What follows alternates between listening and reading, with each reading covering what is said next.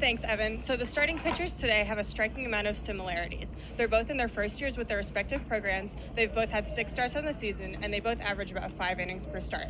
Northwestern's Sean Sullivan is a freshman coming in with a 2.61 ERA, and he's struck out at least 5 batters in all of his 6 starts. In his last outing against Southern Illinois, he pitched 5 innings and had 5 strikeouts and 2 runs. He allowed 2 runs. Indiana's Jack Perkins, on the other hand, while also being a first year for Indiana, is a transfer redshirt junior. He comes in with a 4.20 ERA. He's had 6 or more strikeouts in 5 of his 6 outings. And against Evansville on Friday, he pitched 3.1 innings and gave up 9 runs in what turned out to be a 17-14 Indiana loss. As you can see, it's a little bit windy out here right now, so that could have an impact on these pitchers and their pitches. But we'll have to see once the game gets started. Back to you. Nice day, enjoy the sun, get some information, watch the game. And of course, we're here in Indiana at Barkhofen Field. Most of the fans are Indiana fans, but if you look behind me, especially, there's Northwestern fans. One of them called out to me. She asked me to hold a purple pom-pom while I was on camera. I told them it's probably not possible, but I did find out that she's the Calarco's mother, and she's part of a group of these Northwestern fans that made this about 5-hour drive to come watch this game, come watch the games, all of the games this weekend. They've gotten lucky with the weather today. We'll see how it holds out for the next 2 days, but I'm sure they'll be here for every second of every game. As you can see, both of these teams are already playing with a lot of effort, a lot of grit, as they do in any game, but this game holds a little bit more importance as it's the first Big Ten matchup for both of these teams this season.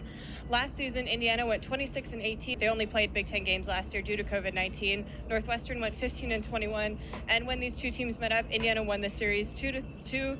Won 2 out of 3 games in the series, with the help from Morgan Colopy, who had multiple RBIs and a home run. So we'll see. Obviously, we expect a lot of energy, a lot of action from these teams because there's a lot riding on this. They both want to start their conference records 1-0.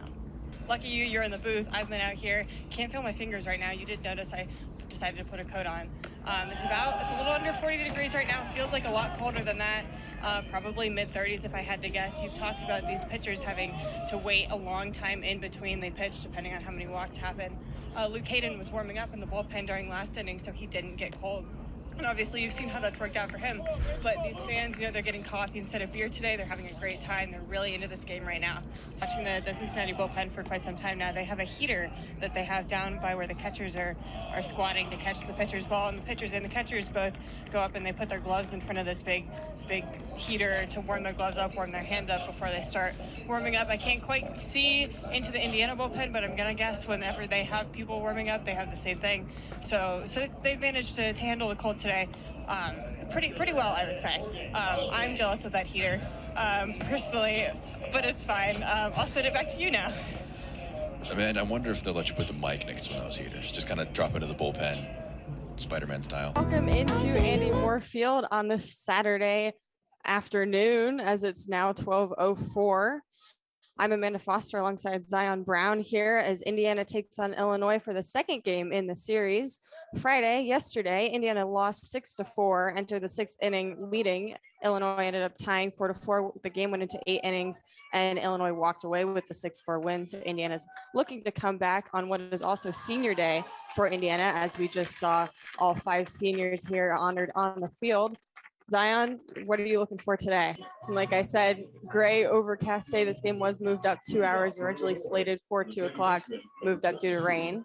So we'll see how that goes. We're starting off here. Avery Steiner gets into the box, a senior left-hander against Natalie Ford. First pitch comes in, swinging, fouled back for strike one. Aggressive start from Steiner here. Steiner's a really good hitter. She hits for contact. She's a senior, has not had a home run in her career, but she's a great leadoff hitter because she does hit for contact very well. Illinois wearing white jerseys and blue pants. Indiana in all red. This pitch number 2 comes in, fouled back again by Steiner. So that's strike 2. Both balls coming straight back behind the plate.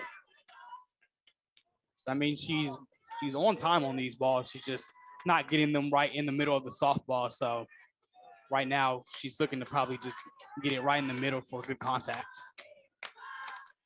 Pitch on the outside corner, called for the first ball of the at-bat and the game from 4. Our umpires today, Kelly Turns behind home plate, John Schaefer at first base, and Laura Head at third. The pitch from 4, again on the outside corner, 4-2, so evens up the count at 2-2. Yeah, with an 0-2 count, you're not going to give that batter something good to swing at. So a couple of balls that was hoping that Steiner would chase after. Now let's see what she does now. And another pitch on the outside edge now for ball 3, so full count. Steiner, the lefty, just made a move as if she would slap, so it's also a possibility here. Now you'd expect that she might be swinging at anything close, but. And the pitch in, lined out to left field. Taylor Minnick picks it up, easily throws in to Brooke Benson at shortstop. The leadoff hit for the Fighting Illini with Avery Steiner on base now. Welcome back. We're in the top of the second now after 3 up, 3 down, top of the first for Indiana. So Natalie Ford back in the circle for Indiana, facing off against Bella Loya, the senior from Illinois, to start things off here. Illinois put up a quick 2 runs in the top of the first, easily able to get to 4 as the first pitch comes in away for a ball. So Indiana's going to really look to kind of tamp down on this Illinois offense now and keep them from scoring any more runs going forward, of course. Yeah, that's what they have to do, especially this inning, probably in the 3rd inning as well. Just give your offense time to maybe catch up. Ball inside for ball 2.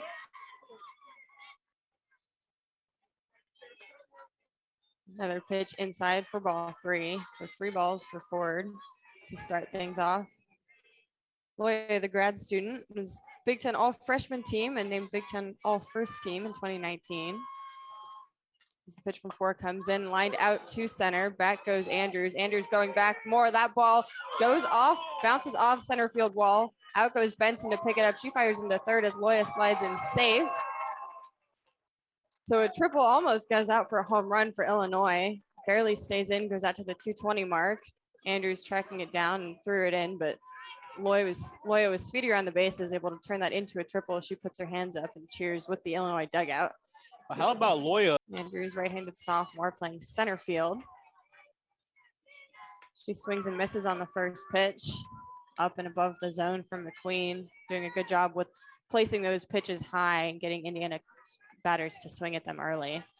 Yeah, McQueen, like really all of this Illinois pitching staff, is really talented, and it shows in the stats.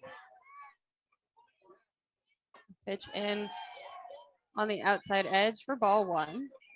McQueen, the sophomore, had an impressive freshman season as well, and she's only continued to improve for Illinois as a sophomore. Yeah, she's thrown 6 complete games this season. Pitch from McQueen, swung on, fouled back by Andrews for strike 2. So 1 ball, 2 strikes. McQueen, like you said, full games. Her last outing was against DePaul on the 27th, where she pitched all 7 innings, only allowing 1 hit in the 6-1 win from Illinois. She had 8 strikeouts in that game. She's already got 1 today. Andrews ready for the pitch. 1-2 count. Coming in, swung on and fouled back yet again. The count remains 1-2.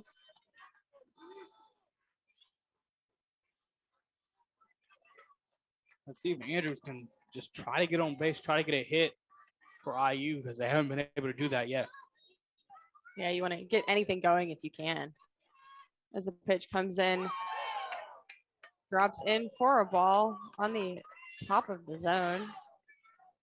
A lot of interesting movement to that one. Looked like it curved down. That was a nice off-speed pitch. It looks good, but I do think it just missed the zone. Yeah, just a bit high. So evens up the count at 2-2 now to Andrews. Liner comes in. Andrews flies it out to left center. Bounces on the warning track, bounces off the ball. Picked up by Mead. Andrews running into second, safely standing for a double. So there you go. There's your first hit for Indiana today, courtesy of Aaliyah Andrews here in the bottom of the second. As Indiana tries to get something going to knock off this 2-run lead from Illinois. Really solid contact on that one, putting it exactly where the Illinois outfielders were not. Indiana went on a 15-day COVID pause, and then they came back, and on Thursday, there were no fans against Minnesota here due to weather, so the fans are ready. Both teams are ready to see each other again, to match up again. Hopefully, most likely, maybe we'll see another overtime, another close game. You never know. Exactly. Career high 19 points, 8 rebounds, 4 assists. She was someone that Coach Charles said really stepped up for them and is going to need to step up even more tonight. A first pitch swinging for Matheson. There's not much more you could want if you're Indiana. There was a time earlier in the season where he wasn't even in the starting lineup, and now you can just see how much of an impact he's had with his hits, with his home runs, just with his presence on the team to be able to come in and do something massive like that so early on in the game is really impressive and really good for Indiana.